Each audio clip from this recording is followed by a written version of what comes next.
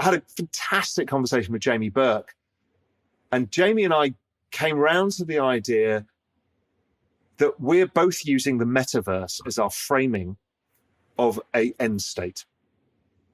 And again, none of us know what the metaverse is, where it's going. It's this digitally fluid world between the physical and the digital world where you can move around, live, exist, work, earn, etc.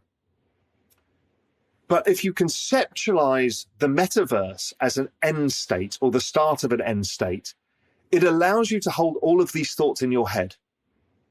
A digital financial system, DeFi, a digital system of organizing and corporations, DAOs, social tokens, system of money for the communities that you're in, NFTs, digital identifiers and stores of value within the digital world, and an interoperability and transferability of that value across various digital properties. All of that becomes the metaverse. This is all this Web 3.0, the metaverse, the gigantic change. So the metaverse is not, to me, who's going to win, Tim Sweeney, Mark Zuckerberg. That's just not going to happen. Apple is in the game. Google's in the game. You know, Apple are going to give you an ability because they own this, which is a supercomputer in your hand. They're going to have the ability that those glasses you're wearing today, Ash, will give you augmented reality. So what does augmented reality mean? Does it mean Google tells you what road to take when you're walking through Manhattan? Sure. But it also means that I can have a piece of NFT art in my living room that doesn't exist in the physical world, but does to anybody I want to show it to.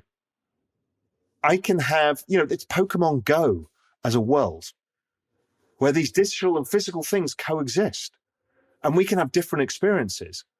I can leave you a digital map of my house because you're coming over to Little Cayman and I say, you know, it's only available for you. And you stick on your glasses, you've been permissioned because you've got the token and you look at it. So all of these things, plus what everybody's doing. I mean, I think I'm speaking to the guys who are building Wild. They're doing it on Zero. What Tim Sweeney, who's building on Unreal Engine. What people like Alexandra Fernandez is doing is creating metaverses for companies and organizations. We've got giant corporations, we've got small people, we've got crypto voxels, Decentraland. They're not going to be one or the other. It's the same way as these communities.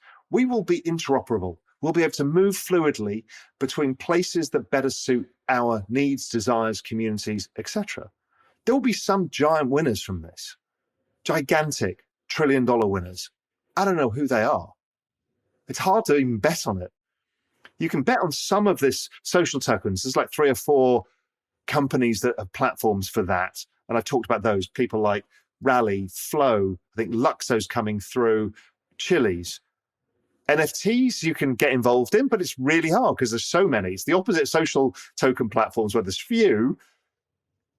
NFTs, there's millions. So, you know, you just have to kind of suck it and see. DAOs, they're still early. There's a few DAOs people are investing in, things like Friends with Benefits, super interesting. And the metaverse, how the hell do we invest in this? I don't know yet. There are some opportunities. You can buy Decentraland, Sandbox. You know, Sandbox is a very interesting one. Lots of people buying, you know, Snoop's got land in Sandbox. You know, there's all sorts of stuff going on. So I think of this, the metaverse as the end state, and it allows you to hold all of these things in your head without having to be the expert. It's the macro way.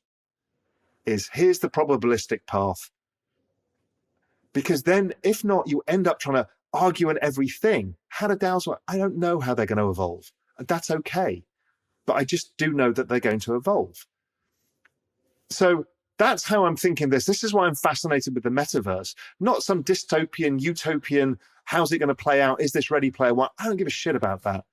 There's too many people working on too many different ways. We will get our choice in how we want to live.